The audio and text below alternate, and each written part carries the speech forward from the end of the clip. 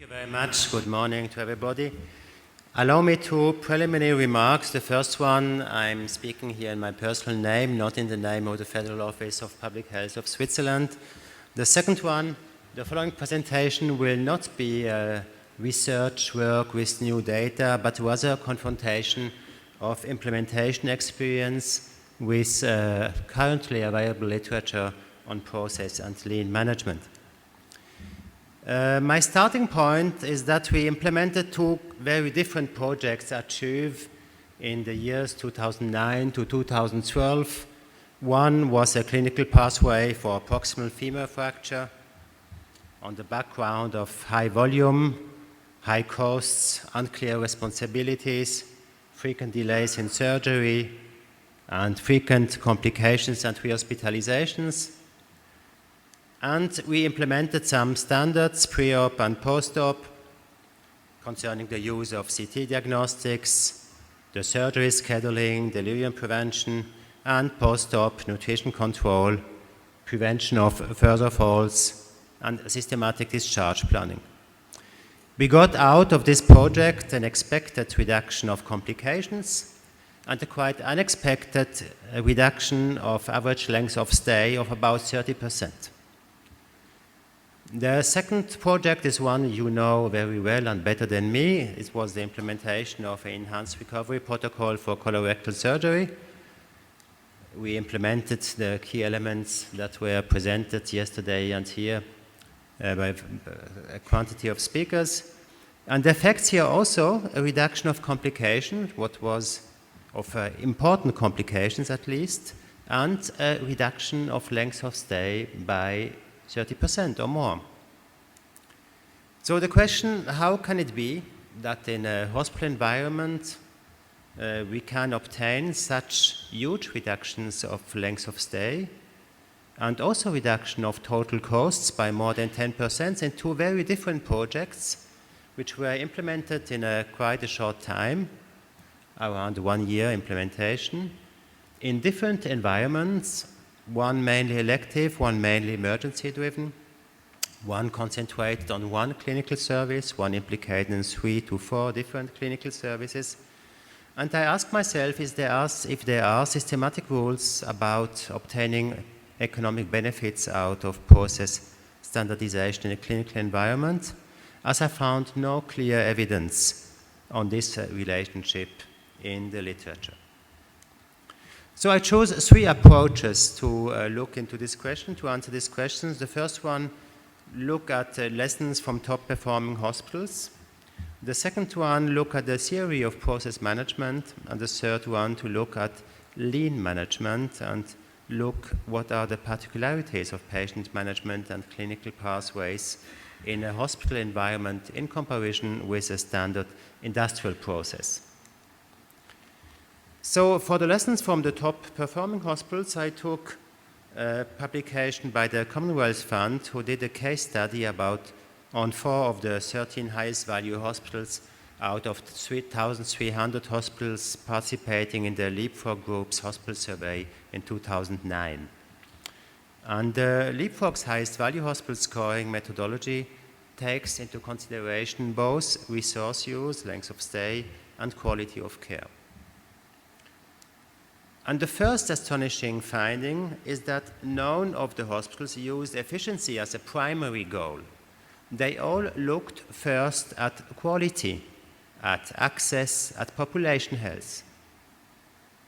The second thing I found out is that in all these hospitals, quality improvement tools and strategies were quite common. Staff are expected to solve quality-related problems in their daily work. They are given the tools to do so, and you have also a routine of collecting data and of reviewing performance. The third interesting thing, all hospitals have experimented new models for enhancing communication and organizing teams so that they have a shared responsibility for patients' outcome. They all had, of course, information systems which allowed them to track the patient process across the whole hospital and to allow also better handoffs between services and continuous monitoring of patient outcomes. These hospitals had the possibility to go one step further and to implement standard processes for better use of bed capacities and to have a better bed assignment, to simplify surgical protocols and supplies, and also, which is maybe the most difficult part, to adjust staffing to workload in time-critical services or between departments. These 4 case study hospitals also began to manage the continuity at patient's bedside, so try to manage the information which is around the patient and the patient process. All hospitals were part of a quality care system which provided them with performance data, with best practices, with system-wide monitoring, and maybe the most important, with reaction to bad performance. Let's look now at process management. Process management is widely used in continuous improvement programs. The main objective is to reorganize work and material flows depending on the main outputs an organization wants to produce and the goals that are associated with these outputs. The main results of a systematic process management are normally clear responsibilities, defined intermediate and final outputs, so also defined interfaces, improved collaboration, and continuous monitoring and improvement of the results. In process management, you distinguish normally between 3 types of processes. Mass processes, where you have no variability in input, and a need for completely consistent output. Typical examples are banking services, steel industry, or production of mobile phones. Then the second type are mass customization or routine processes, so processes where you assemble to order, like if you choose a configuration for a specific PC or you choose a configuration of a car, so you are able to produce a huge amount of variations of the basic product. And the third type of processes are artistic processes or non-routine processes, where you need the expertise of an expert, a craftsman, or an artist to emit a judgment about a high variation of input or very different individual needs. In hospitals, we normally face 3 realities which are opposed to the logics of process management. The first one is that organizations are not structured depending on the outputs to be produced, so normally they are not process-oriented, but rather on the historical fragmentations of medicine, between surgery and medicine, with all subspecialties of surgery and medicine. The attention is not focused on the whole process or on the initial links of the process chain, but on the later links of the process chains in the doing, rather than on the diagnostics and indication setting, the planning. In all economic branches, you had first a concentration on the doing, in industry or in services, and then attention moved to planning, to look who is the customer, what are his problems, and what could we best do to satisfy his needs. In medicine, we are some 50 or 60 years back after this shifting, and we are still very much concentrated on the doing. Professionals in hospitals are normally totally convinced that every patient is different and that their expert judgment is the only relevant process in the hospital. So typically, we have a big fragmentation in the hospital process chain. Attention, prestige, and resources are normally concentrated here on the red part on specialized treatment. Outcome is normally measured only in relation to a given treatment and not against the initial problem of the patient.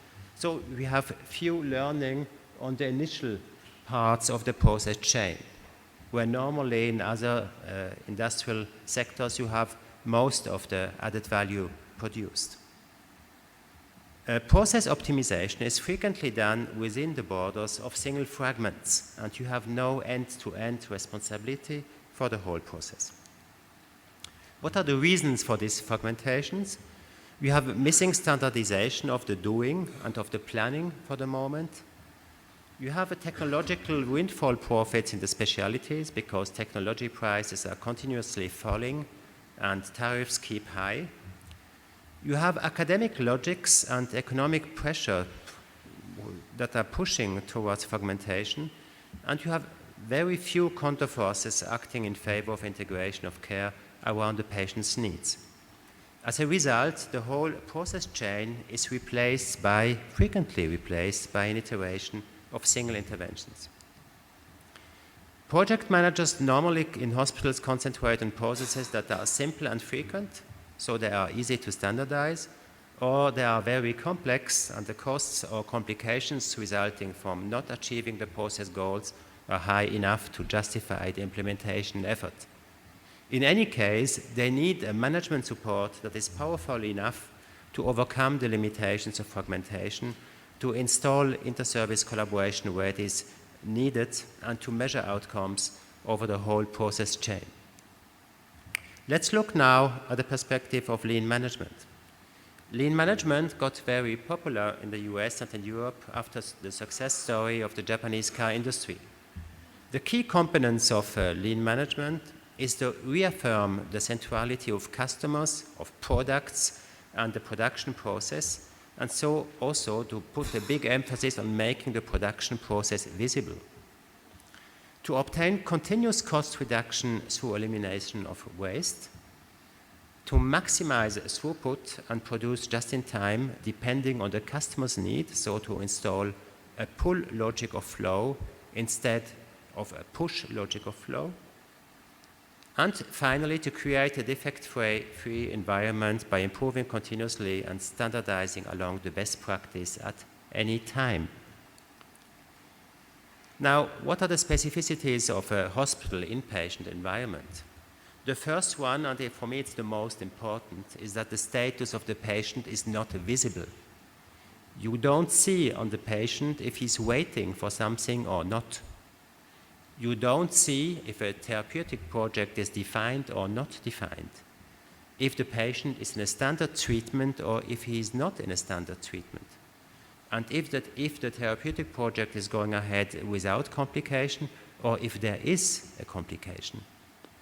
From time to time, the responsibility for a patient is not clearly defined, and also you may have the situation where the responsibility to manage the patient's situation and to react accordingly to a complication, for example, is not defined at any time. In the outpatient environment, you have frequently consultations that are organized like the private activity of an individual clinician, so that you don't have information sharing on a collective base and you have not a collective measure of output or of throughput.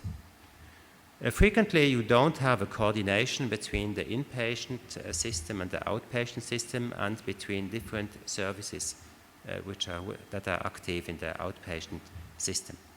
So the patient's itinerary is seldom coordinated following his specific need, and the clinical information is not integrated on a systematic basis. As a consequence of the lack of visibility and responsibility, in hospitals you have frequently no natural patient-driven production tact. This is a key element for me that is very important if you begin to standardize processes. The production rhythm, therefore, is frequently driven by institutional, department, and service routine and rules. And you have a permanent conflict between the local rules and the necessities of the patient care process. This conflict makes it very difficult to eliminate waste, to adjust staffing to workload, and to standardize and simplify techniques and supplies. Let's come to the conclusions. The first conclusions, you need a certain environment to get economic benefits out of process standardization. You need a hospital which is strongly oriented on patients and outcomes. And you need a management that supports improvement initiatives. You need information systems that integrate patient information across the whole hospital and allow real-time performance monitoring. And you need a hospital, a strong culture of monitoring performance and making data available with transparency, and a strong culture also to build up teams who assume collective responsibility for outcomes and their improvements. These are my main conclusions what regards the environment. In what regards the process, I guess that is central, that the process standard allows to track the advancement of the patient on the defined itinerary and to detect delays real time. So to establish a visibility of the patient process that you have not before the process standard. The second point that is key for me is that the process standard defines clear entry and exit points to separate standard and non-standard situation.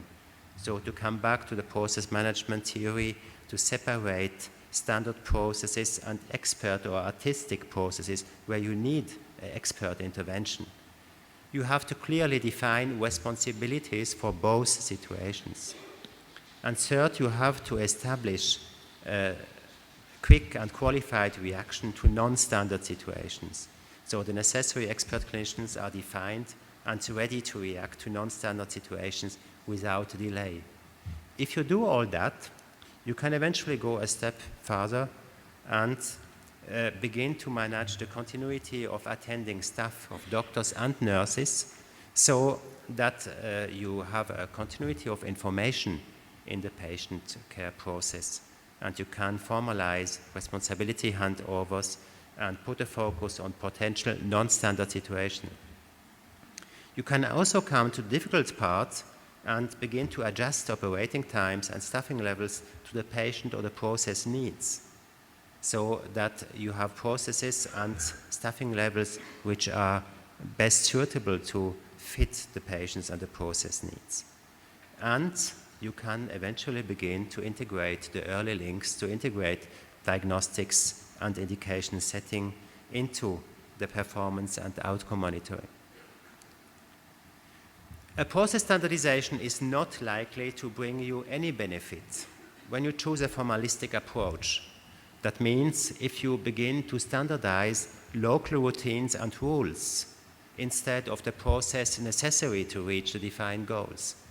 I heard one example of a big German university hospital where the management set the objectives to standardize 80% of the patient processes in the hospital. And I asked them what were the benefits of this standardization. And they simply answered they didn't know, they didn't measure, so they had known. The second problem you can have is that you have no management support for the improvement initiative, or at the contrary, that management tries to impose a pure top-down implementation of what it considers to be the right process. Both don't work. The third problem that you may have is that the hospital is not willing or not able to measure relevant outcomes in a systematic and transparent way. If you are in this situation, you have no chance to obtain a sustainable improvement through the standardization of the process. Finally, consider process standardization as a project activity, which has to be prioritized very carefully. You have to align this prioritization on the strategy of your hospital, and you have to choose criteria like high cost or high complexity of the processes you want to standardize. Second, consider that you can gain or lose credibility and legitimation with any single implementation. You never have gained credibility and legitimacy from the first moment on. And finally, you have to integrate your monitoring in the current strategic and operational performance monitoring of your hospital. Otherwise, you will have no sustainable performance measurement of your standardized process. Thank you very much for your attention.